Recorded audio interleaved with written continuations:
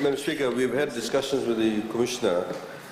There are two persons who were serving sentences who apparently have gone through the training of the correctional services for discipline purposes. The way the system works is that should they wish to express a desire to be trained in how the correctional service officers are trained, they bring them in, they interview them, there's a psychologist that assesses their psychological makeup, the parents' consent is given also, and then they are trained, but they are not recruited by the correctional services. There's apparently another person who currently is going through the training, but none of them, whilst they may go through the recruitment training course, but they're not actually recruited.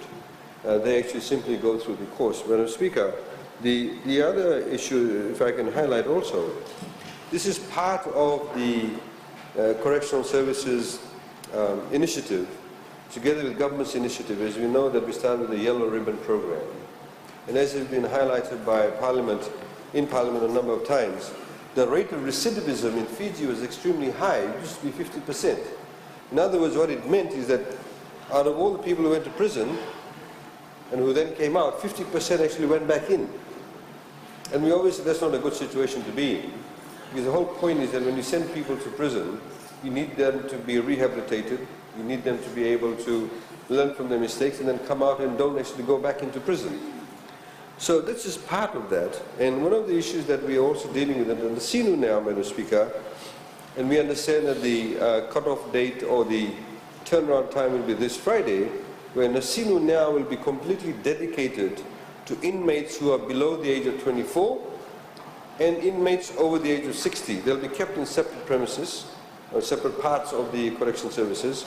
So the whole idea is that those who are 24 years and younger, a lot of them are first-time offenders, do not get what we call contaminated by being kept with the other prisoners who may be seasoned criminals in the rest of, for example, Korobo or Namboro.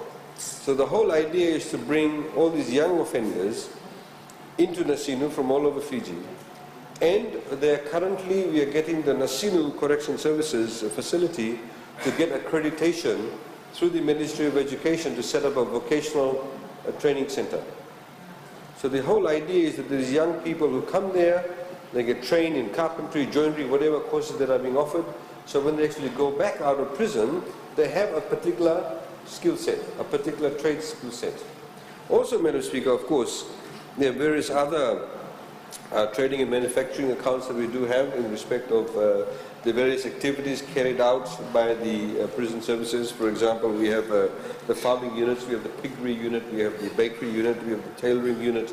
So all of these facilities already exist, but the whole idea is to turn Nasinu into a more focused facility where we have offenders below the age of 24 and those over the age of 60 who need some specific care.